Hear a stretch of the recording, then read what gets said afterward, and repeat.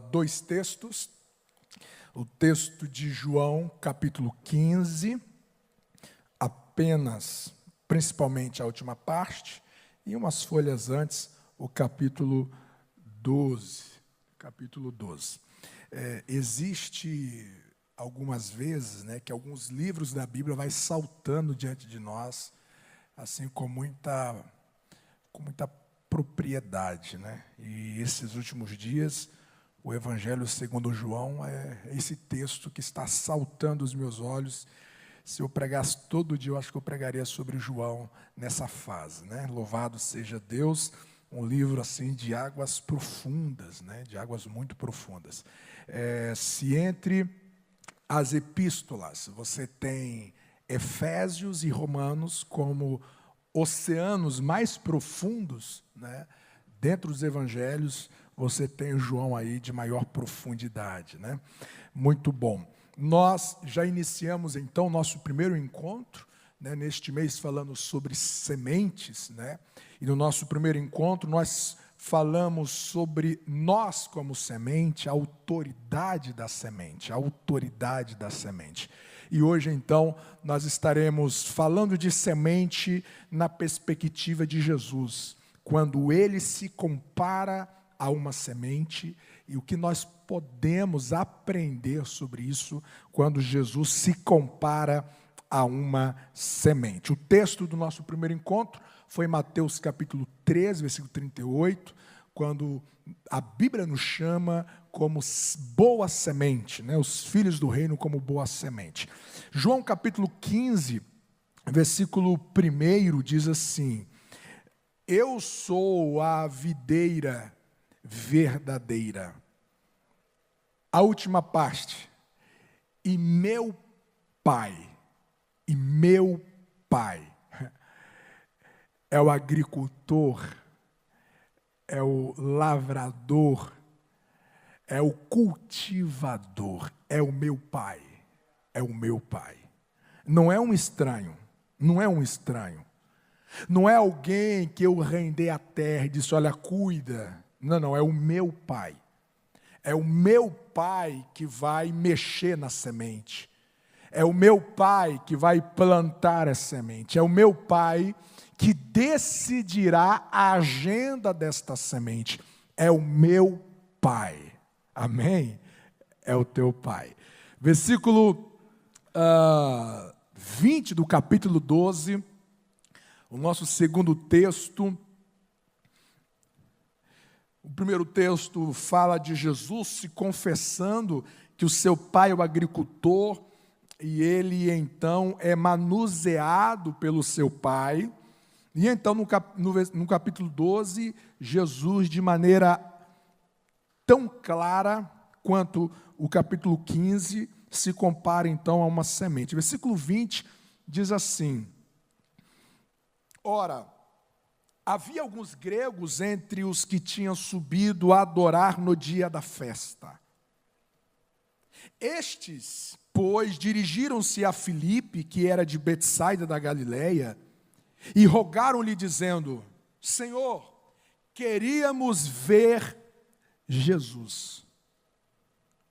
Filipe foi dizê-lo a André, e então André e Filipe o disseram a Jesus.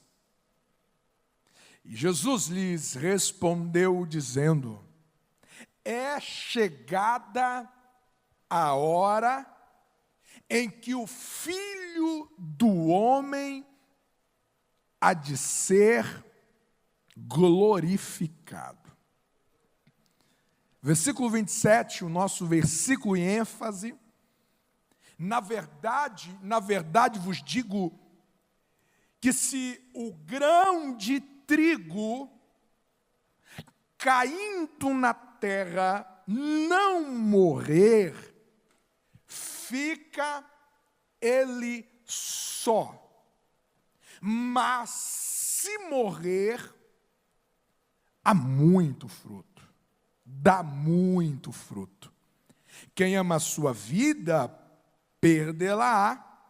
E quem neste mundo aborrece a sua vida, guardá-la-á para a vida eterna. Se alguém me serve, siga-me. E onde eu estiver, ali estará também o meu servo. E se alguém me servir, meu Pai o honrará. Amém. Louvado seja Deus. Louvado seja Deus. Como é algo assim fascinante essas palavras de Jesus. Quão lições profundas, transformadoras para a nossa vida, quando nós olhamos para esse texto e ao imaginarmos que, de igual modo que Jesus se compara a uma semente, de igual modo nós também o somos, e o quão o nosso entendimento é transformado, renovado, para que possamos experimentar a boa, agradável e a perfeita vontade de Deus. A primeira grande lição nesse texto é de que nós aprendemos que o lugar mais seguro para a semente é no solo quando plantada. É algo muito importante pensarmos a partir dessa perspectiva, porque na parábola do semeador, a Bíblia diz que o primeiro movimento que o semeador fez para semear a semente, o primeiro passo que o semeador deu para lançar a semente, a primeira coisa que aconteceu é que esta semeadura despertou as aves do céu.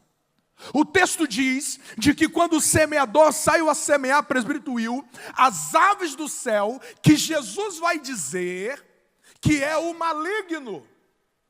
Então eu acredito, está escrito explicitamente, de que os olhos do maligno estão à procura da semente para comprometê-la. Existe uma investida maligna para que esta semente não encontre o seu destino. Existe uma perseguição maligna para que esta boa semente não venha alcançar o seu destino. E é importante porque nas palavras de Jesus, o grão de trigo, ele tem o seu destino, o seu propósito, não é o armazém, não é o estoque, não. A efetividade desta semente, a segurança desta semente, aliás, a ave do céu só conseguiu subtrair a semente porque a mesma não tinha sido aprofundada na terra. Ela estava solta, ela estava na superfície, e por causa disso, o maligno a subtraiu. Deixa eu te falar uma coisa.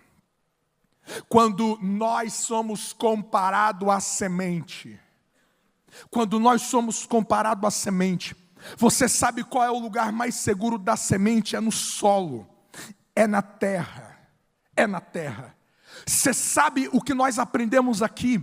Que o lugar mais seguro para nós estarmos não é poupando a nós mesmos, não é criando uma bolha na vida, não. A nossa segurança está em estarmos no lugar do nosso propósito, porque a terra é o destino da semente. Nenhuma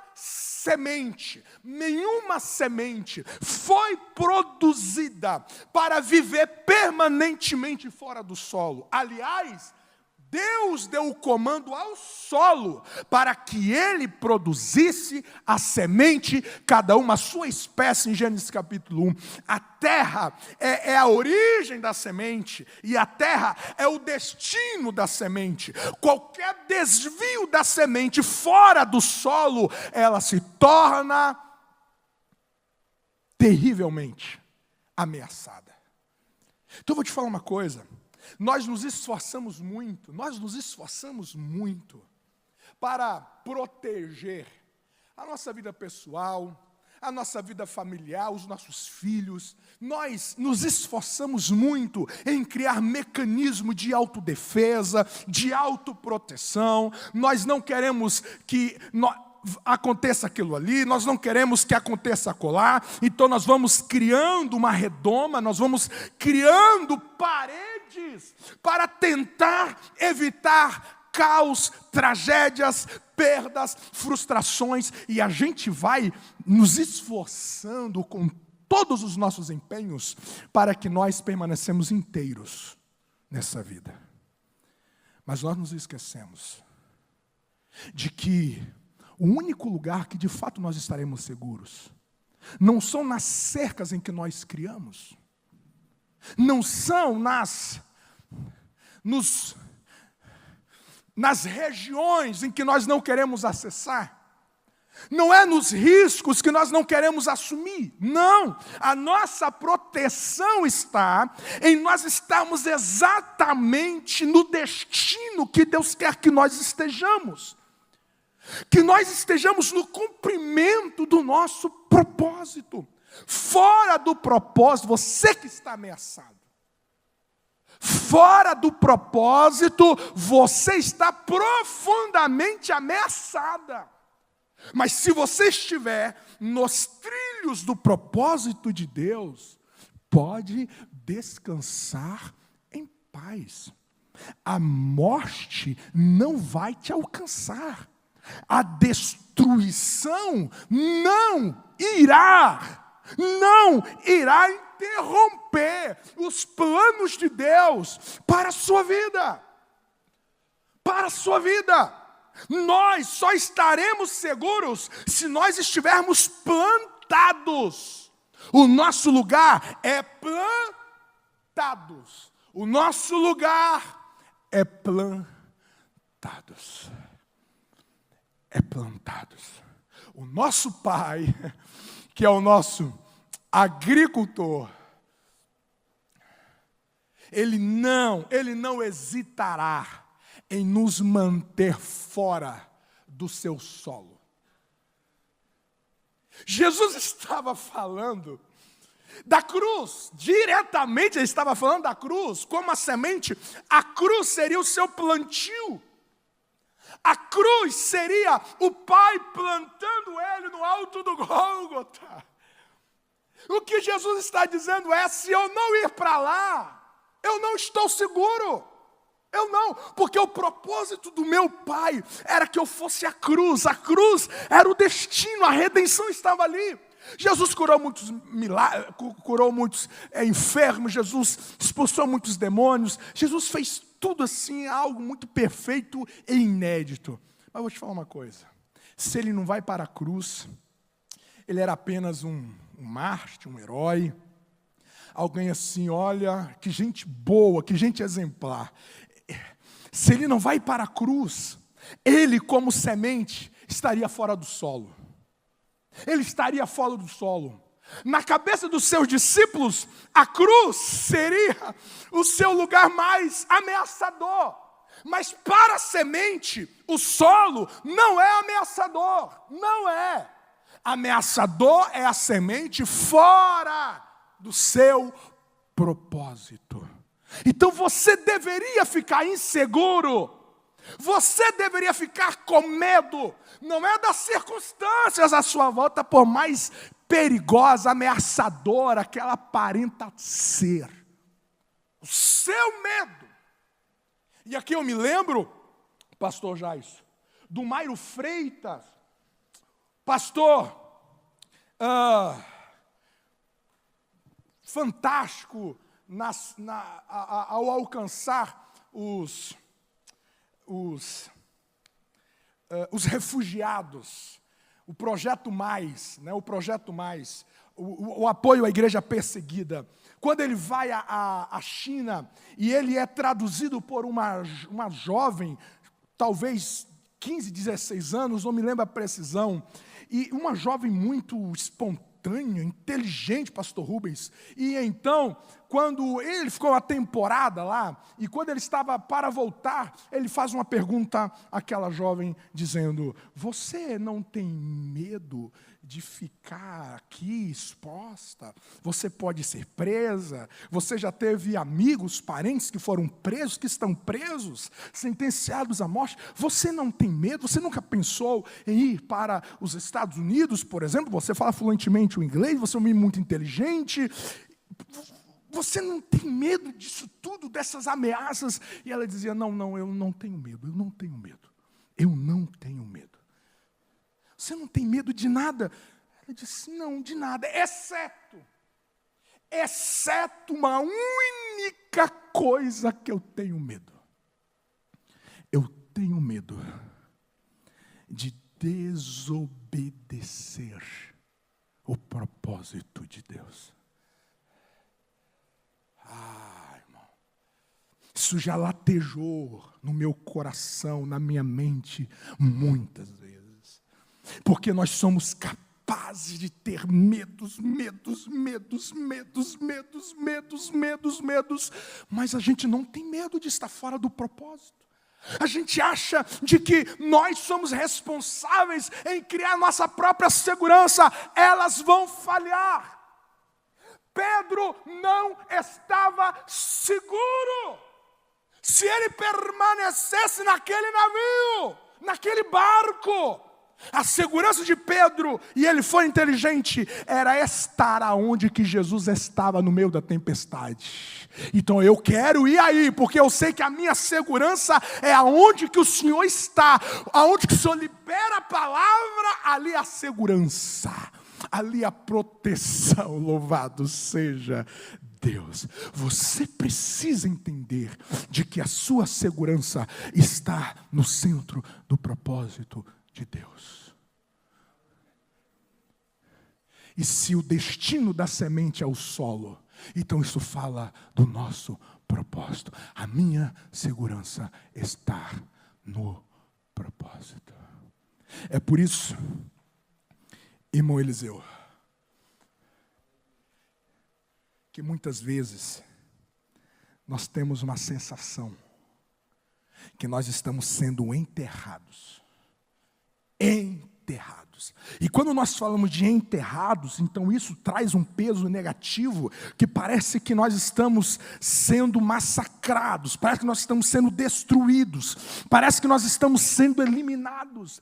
Essa era a sensação de José. Quando José, ele é enviado, ele é lançado para o Egito.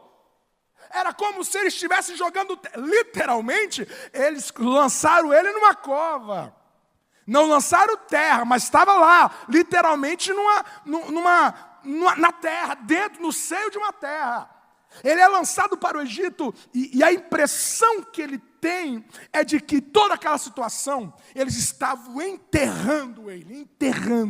Parecia que eles estavam enterrando ele para eliminá-lo, para exterminar, para acabar com ele.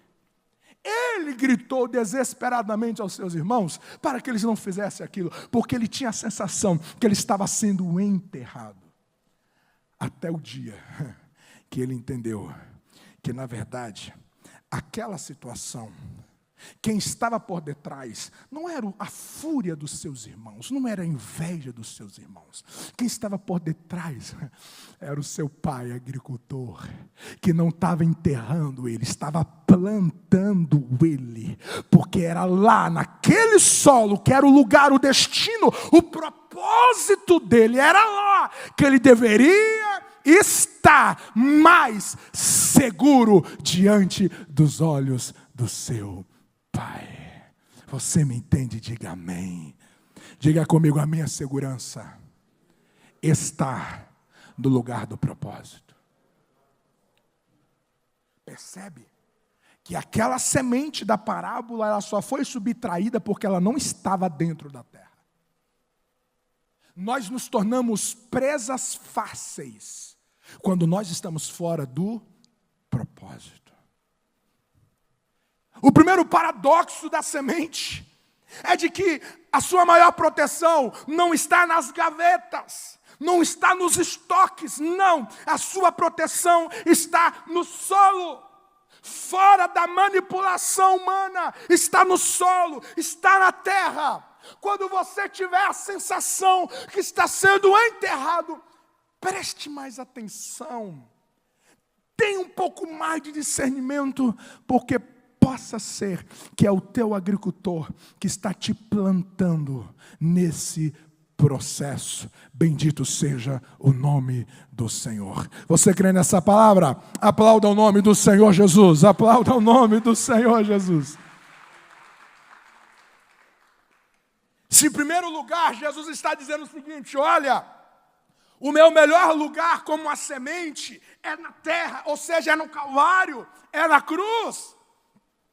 Em segundo lugar, nós aprenderemos de que as ações mais determinantes da semente acontecem debaixo da superfície, longe dos olhares dos homens. Oh glória! Oh glória! Oh glória! Ah, queridos, você precisa entender isso. Ah, como discípulo de Jesus, você deve entender isso. Você deve entender isso. Porque uma das coisas que o pecado imprimiu no homem, irmão Jefferson, foi nos tornar refém da ditadura das aparências. Nós somos, como natureza pecaminosa, nós somos reféns, Gabriel, das aparências. Das aparências. É por isso que o chamado à fé é um desafio para todos. Porque nós nos sentimos apoiados, nós sentimos confiantes, nós sentimos seguro, Nicolas, é quando a gente está vendo. A gente precisa ver. Mas como semente, os maiores processos de uma semente acontecem por debaixo da superfície. O tratamento, a vitalidade, o crescimento, que talvez nós falamos em outro momento sobre a primeira ação de uma semente. O que acontece? A primeira coisa em uma semente debaixo do terreno. Talvez a gente fale isso em outro momento, mas entenda que toda a ação da semente, ela está acontecendo por detrás, por debaixo. Você planta, eu fico imaginando os plantadores do bambu chinês. Alguém já ouviu falar do bambu chinês? De 5 a 7 anos, Juan. Você consegue imaginar, pastor Jair, o que é você lançar uma semente, você escondê-la na terra, e você voltar ali daqui 1 ano e você não vê nada. A superfície permanece inalterada. Você volta dali a 2 anos e você não vê nada. Você volta dali a 3 anos. Gente, é 3 anos. A sensação que eu teria como um analfabeto e leigo na agricultura, eu dizer, eu perdi a semente. Eu perdi o meu tempo de ter arado esse terreno, ter plantado tal árvore. Você volta dali a 4 anos, não aconteceu nada. 5 anos, alguns deles, surge exponencialmente, imponentemente, imperiosamente, rompe a superfície em 6 meses. O bambu chega às suas alturas exuberantes, mas por 5 anos Muita coisa estava acontecendo sem ninguém ver. Oh glória! Oh glória! Os nossos desesperos é que nós oramos para Deus agir, nós oramos para Deus operar, mas os nossos olhos aparentemente não vê alterações, nossos olhos não vê movimentos, as folhas das árvores parece que o vento não soprou e a gente tem a sensação que Deus está inativo.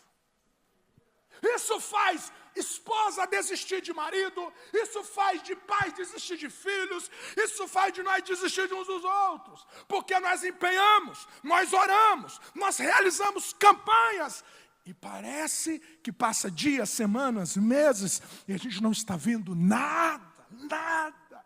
Você ora para você coloca um propósito pessoal, de vida cristã, de crescimento pessoal, de chamado, de ministério. Você ouviu uma promessa de Deus e você coloca isso diante de Deus, então você vai orar, você vai meditar e você tem a sensação que não está acontecendo nada. Se eu não entender que eu sou como uma semente, eu me desespero. Se eu não entender que Deus me trata como uma semente, que as maiores ações de Deus, oh glória, as maiores ações de Deus não vai acontecer nesse corpo que tanto você vela. Não, as maiores ações de Deus não vai acontecer nessa aparência que tanto você deseja. Não, as maiores ações de Deus acontecerá no oculto dos seus olhos. O mundo espiritual está em movimento, oh glória. O mundo espiritual está em uma revolução. E aqui embaixo está tudo silencioso. A terra está silenciosa. Eu não estou vendo a semente crescer. Eu não estou vendo movimentos nos meus olhos. Mas o mundo espiritual, o vento está soprando a ação do Altíssimo. O agricultor está em movimento. Glória! Jesus se compara ao grão de trigo. E é exatamente isso que acontece na cruz. Quando ele é erguido na cruz. Oh glória! Quando ele é erguido na cruz. Ninguém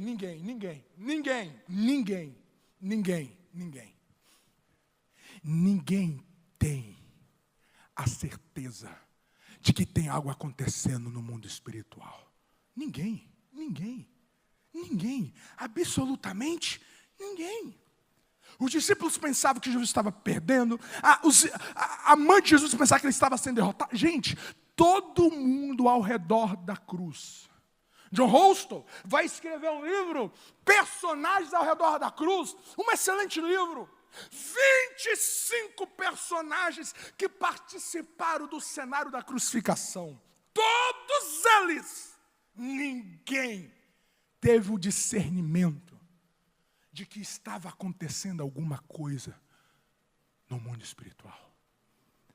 Eles achavam o plano deles, a visão deles, a naturalidade do olhar deles, só contemplava acima da superfície. Choraram, desesperaram, perdemos nosso Messias, perdemos o nosso Messias, perdemos. Ele perdeu, os nossos inimigos venceram.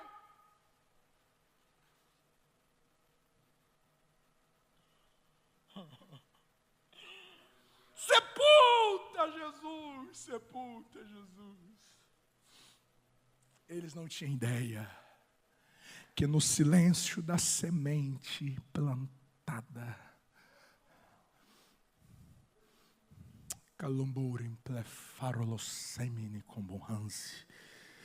no silêncio da semente plantada,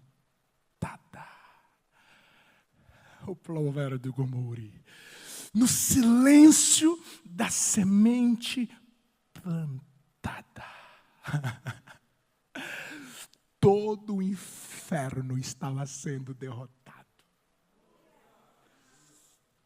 Você não faz ideia das vitórias que já começaram a acontecer no campo do invisível.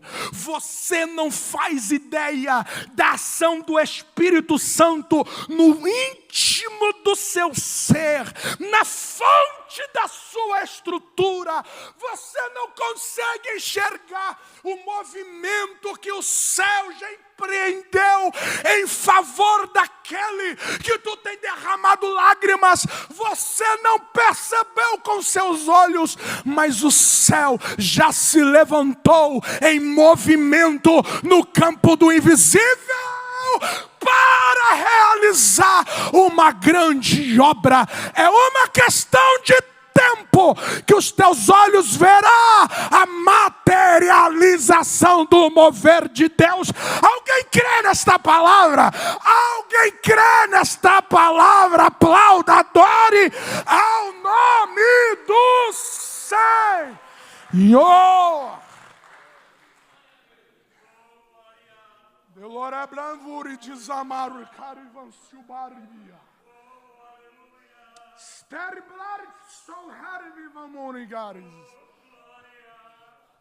Desde o primeiro dia que Daniel colocou os seus joelhos diante de Deus para orar, Deus já tinha se levantado, ele não tinha visto. Aguarde, aguarde, aguarde, porque a Bíblia diz que o reino de Deus, o governo de Deus, o governo dos céus, ele é invisível. Você não vai vê-lo aqui, não vai ver acolá. Ele é invisível. Ele se move fora do alcance dos olhares mais curiosos. Mas ele está em movimento. Ele está em ação. Oh glória, Deus está gritando para alguém aqui nesta noite. Ele está trabalhando. Ele está em batalha. Ele está em peleja. Ele está em guerra. Todavia, a fé é um chamado para você crer quando não há nenhum sinal diante dos seus olhos. Você precisa crer que aquilo que você já apresentou diante de Deus, a respeito do seu coração, a respeito do seu casamento, a respeito da vida de alguém, você precisa crer. Você precisa crer, mesmo quando não há sinais diante dos seus olhos. Isso é fé. Isso é fé.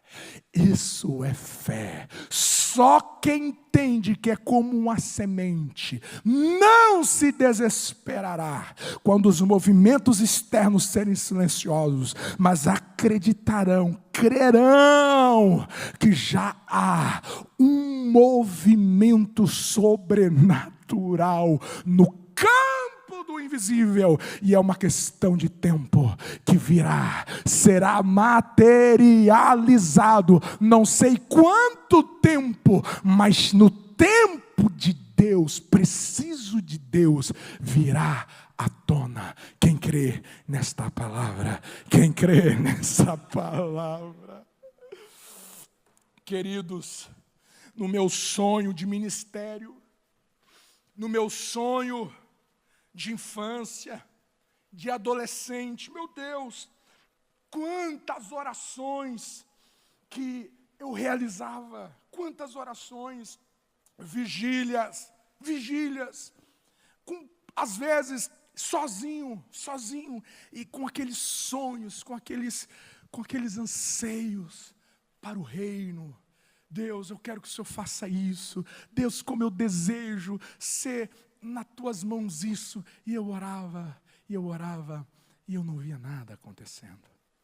Quando eu ia pregar, eu descia frustrado demais. frustrado demais, porque parecia que Deus não tinha ouvido nada da minha oração. Parecia que Deus não estava atendendo o meu anseio, o meu sonho. Mas eu não sabia, eu não imaginava de que aquelas orações já tinham entrado em movimento no mundo espiritual e no tempo de Deus. Isso veio para o campo do visível. Você precisa crer de que nada fica inalterado diante de uma oração segundo a vontade de Deus. Eu vou repetir: nada fica inalterado diante de uma oração feita segundo a vontade de Deus. Absolutamente nada. Você crê nisso? Em último lugar, eu preciso terminar. Na verdade, vos digo de que se o grão de trigo caindo na terra, se ele não morrer, fica ele só. Se ele não morrer, fica ele só. Segure. Jesus estava gritando da seguinte maneira: sem sacrifício, eu não conseguirei alcançar a plenitude disponível para mim. Eu não viverei tudo que o Pai preparou, o meu agricultor preparou para mim. Eu não viverei. Se eu não ir para o sacrifício, se eu não morrer, porque esta semente caindo na terra, ela precisa morrer. A morte fala do sacrifício. Jesus está dizendo o seguinte: se não tiver sacrifício, esse grão, ele não vai gerar frutos. Não vai. Porque dentro de uma semente tem uma laranjeira. Dentro de uma pequena semente tem uma plantação de maçã, macieira.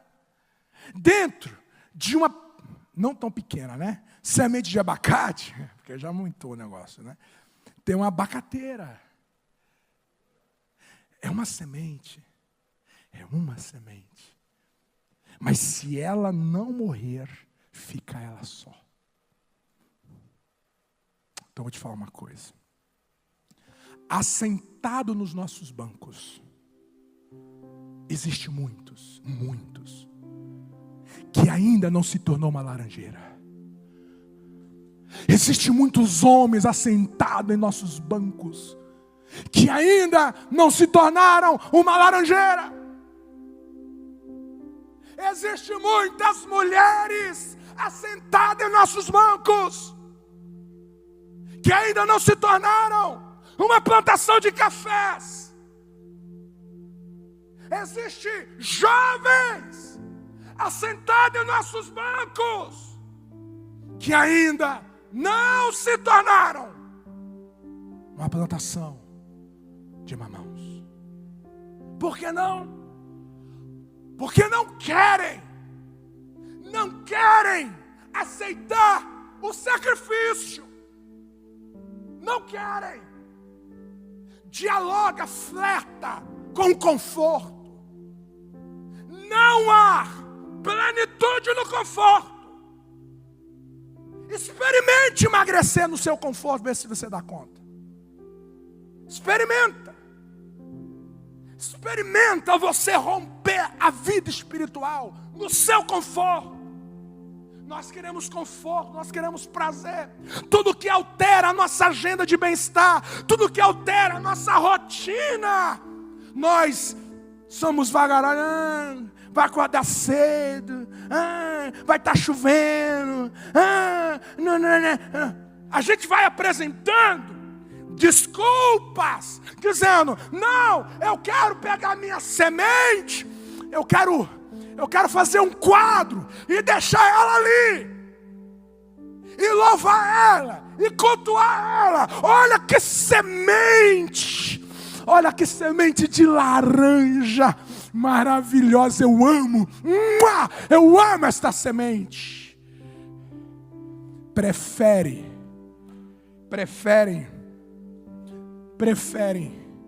louvar a semente do que aceitar o sacrifício para que ela se torne uma laranjeira. Quantos homens vigorosos em Deus, quantas mulheres cheias de dons e talentos, que está dentro de nós. Paulo gritou para Timóteo: eu não vou orar para que Deus te dê mais algum dom, eu não vou orar para isso, eu vou orar para que você desperte o dom. Não é o dom que virá, o dom que há dentro de você. Mas quem diz que os dons de Deus virá nos meus confortos? Quem diz que o chamado de Deus virá na minha boemia, sem alterar a minha rotina? E não confunda sacrifício com mérito. Não confunda sacrifício com mérito. Sacrifício é esforço. E esforço não é antônimo de graça. Antônimo de graça é mérito. Sacrifício é esforço. Esforço é o verbo que Deus vai usar com os homens dele ao longo da Bíblia. Esforça-te, esforça-te, tem bom ânimo, esforça-te. Meu irmão, se você não sacrificar, você não será pleno. Você não será plena, será raquítica. Nascerá, viverá e morrerá só você. Não deixará nenhuma plantação de legado. Então eu vou te falar uma coisa.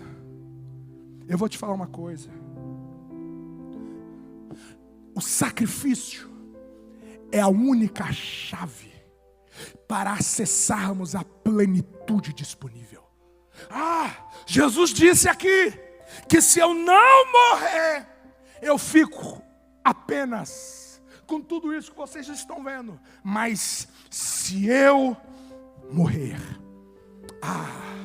o que virá após mim, o resultado que será produzido pelo meu sacrifício, será incontável, como a areia da praia e como as areias, como as estrelas dos céus.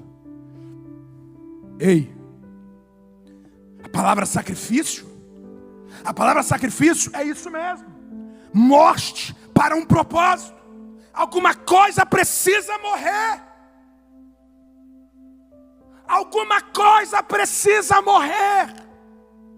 Alguma coisa precisa morrer. Ou é o seu direito, ou é a sua razão, ou é o seu autoconforto, ou é as suas desculpas. Alguma coisa precisa morrer. Senão, não haverá plenitude. Senão você nunca viverá o nível que Deus preparou para você. Ei, grande parte do nosso cristianismo atual está encharcada de sentimentos, mas desprovidos de sacrifícios. Como é maravilhoso. Nossa, que coisa linda, meu Deus. Eu estou emocionado. Que palavra, meu Deus, que testemunho. Nós admiramos. Mas na hora de nós sermos plantados e morrer para gerar frutos, não, isso não é para mim. Não, isso é para mim. Deixa eu ficar sozinha. Deixa eu salvar a mim mesma. Deixa eu ficar nesta bolha aqui. Temos muitos sentimentos e poucos sacrifícios. O sinal do amor que professamos pelo Evangelho é a medida do sacrifício que estamos dispostos a fazer para ajudar o seu progresso. Quanto é que eu amo Jesus, é o quanto que eu estou disposto a me sacrificar. O quanto que eu amo meus irmãos, a minha família, a minha igreja, é o quanto que eu estou disposto a sacrificar por eles. Não se requer nada nada menos do que um sacrifício vivo. Não é um empréstimo, mas é uma doação. Não é um compromisso, mas um sacrifício. Não é o que temos de por mais que não temos de melhor. Não é uma oferta morta, mas viva. Cada gota do nosso sangue, cada grama da nossa energia, cada batida do nosso coração, tudo isso nós precisamos oferecer a Deus. Se Jesus Cristo é Deus e morreu por mim, então nenhum sacrifício por Ele pode ser grande demais para mim. Alguém gritou: eu não oferecerei ao Senhor, meu Deus, holocaustos que não me custe nada. Davi, por que nós insistimos assim? Nós queremos servir, nós queremos congregar, se tudo convergir favoravelmente para nós. As nossas ofertas, quantas ofertas que nós oferecemos a Deus, que nós não tínhamos coragem nem de dar de presente para um amigo. Não, eu vou dar de presente aqui essa quantia. Nem para um amigo a gente daria isso.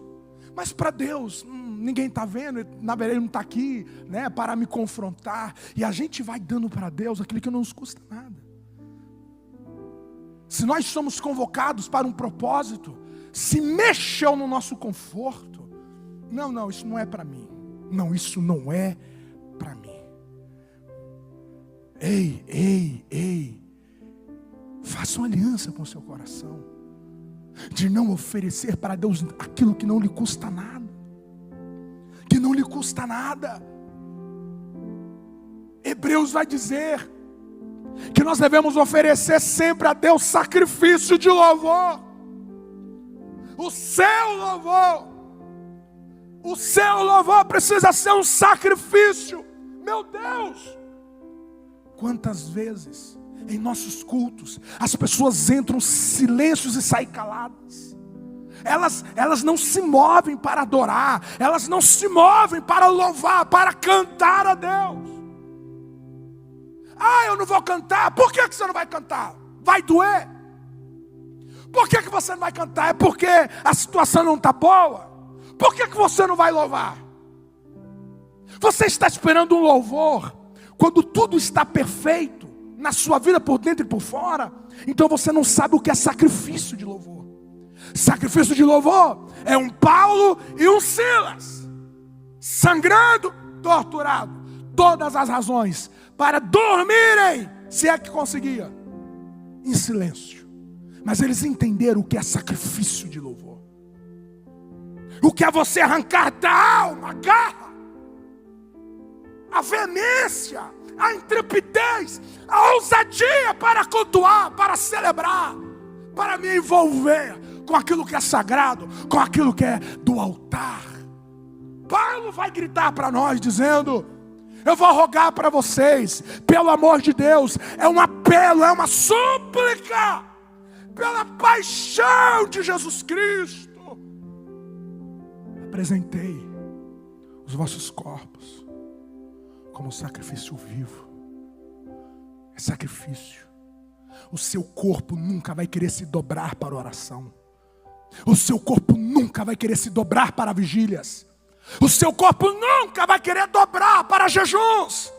Nunca.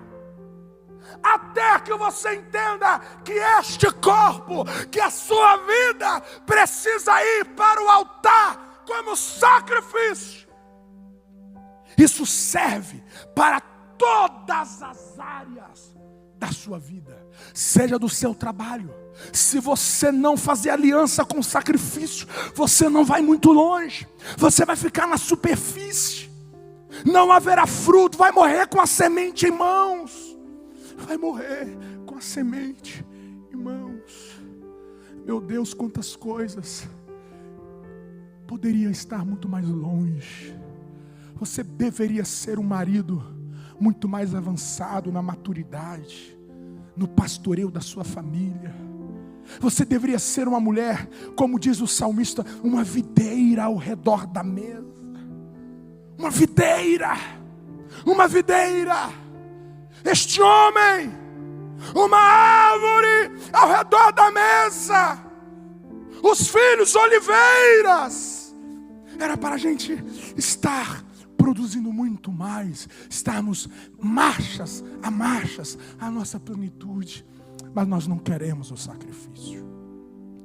Nós não queremos lidar com as injustiças. Nós não queremos ser lidado com as perseguições. Nós não queremos lidar com os confrontos externos e internos. Não. Sabe de uma coisa? Eu quero, na verdade, o que eu não posso é deixar que essa semente se perde. Eu vou ficar só com ela. E então, Jesus vai dar um brado dizendo: aquele que não quer morrer como uma semente para dar mais fruto, são aqueles que amam a sua própria vida e que quer proteger a sua própria vida. Aí o texto diz: aquele que ama a sua própria vida, perderá. No apagar das luzes, esses que querem se proteger, esses que querem se autopreservar, são pessoas que vão se perder silenciosamente dentro de casa, no casamento, na igreja.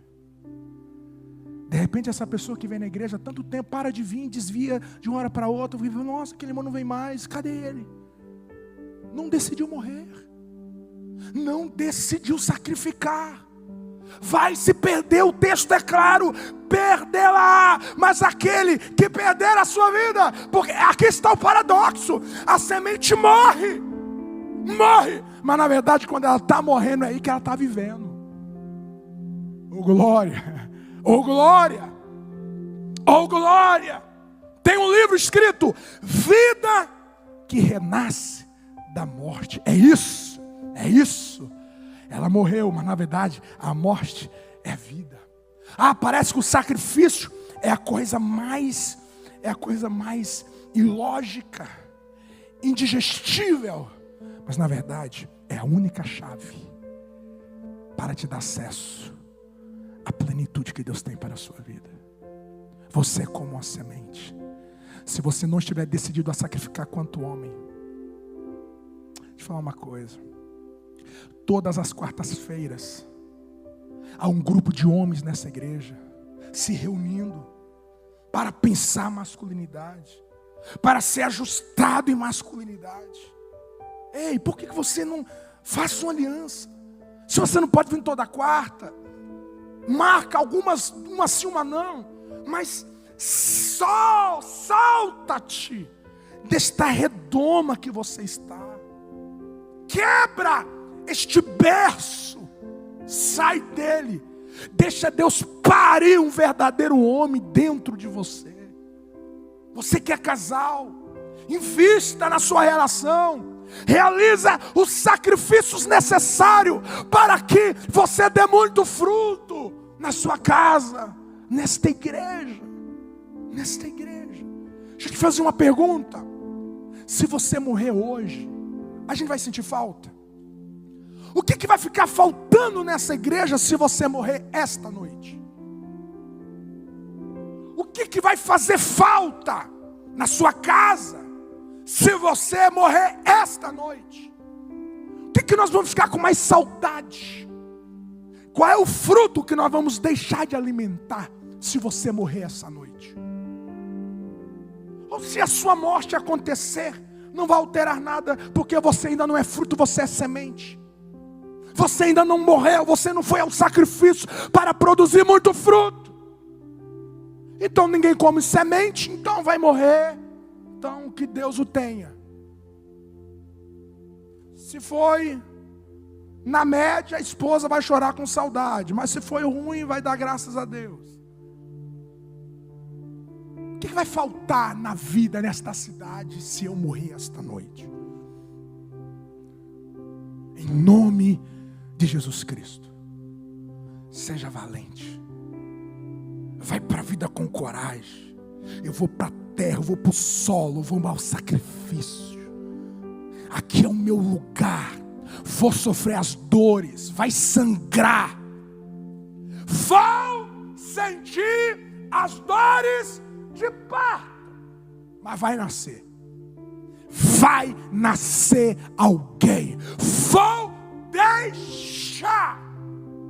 Vou deixar um legado. Vou deixar uma herança.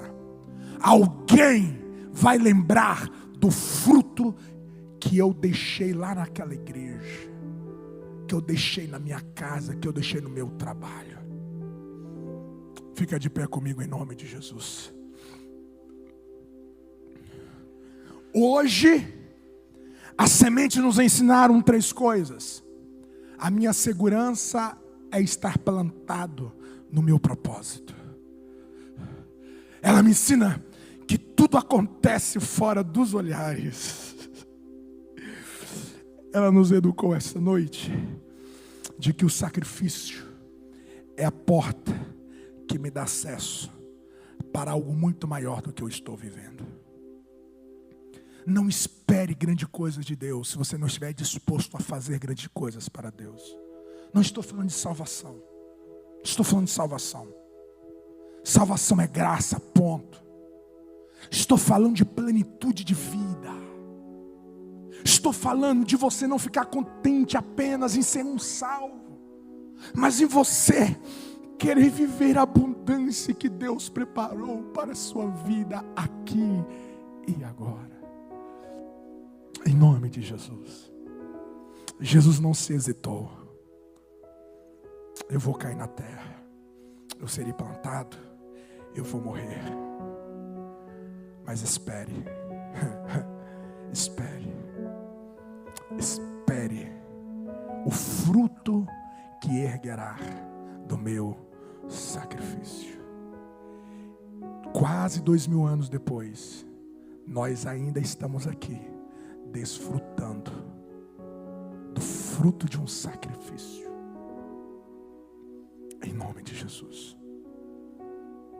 Te posicione na vida. Vai ao sacrifício. Não queira poupar a você mesmo. Não queira ficar culpando mãe, pai, filho, marido, esposa. Em nome de Jesus. Seja macho, seja fêmea. Firme. Vou ao sacrifício. Porque sei do fruto que carrego dentro de mim. Que se eu me sacrificar, a porta se abrirá, a chave virará e o fruto brotará no tempo de Deus. Diga comigo, fruto. Diga comigo, fruto é muito maior do que o sacrifício. Oh glória, levanta as suas mãos, ore ao Senhor. Ore ao Senhor, ore ao Senhor com as suas mãos levantadas. Vivo como um dias. Oh, a noite de estou e marina calo febe de como num comum de cas. Oh, aleluia. A graça de Deus sobre a tua vida. A presença de Deus sobre a tua vida. Aleluia, aleluia, aleluia, aleluia. O Espírito Santo é sobre ti. O Espírito Santo é sobre a tua alma. O Espírito Santo, Ele te reveste, Ele te anima, Ele te encoraja. Ele te diz: estarás segura no meu lugar, no meu tempo e na minha vontade. Ele te diz: não te preocupes se os teus olhos não estão enxergando. Eu estou em movimento, eu estou em ação, eu estou em trabalho. Ele está te dizendo esta noite: não te hesite à entrega, não te hesite ao sacrifício. Parece que está perdido, parece que você está perdendo, parece que os teus inimigos estão em vantagem, mas só parece. O reino espiritual sabe identificar um sacrifício puro, um sacrifício pronto, um sacrifício sincero. Os teus olhos verão o fruto e a plenitude que está a caminho da sua feminilidade, Eu quero profetizar sobre ti esta noite. Há uma plenitude para a tua masculinidade, há uma plenitude para a tua paternidade, há uma plenitude para a tua vida empresarial, há uma plenitude para a tua vida de esposa, para a tua maternidade. Há uma plenitude a caminho, há uma plenitude a caminho. Quem crê nisto, aplauda o nome do Senhor.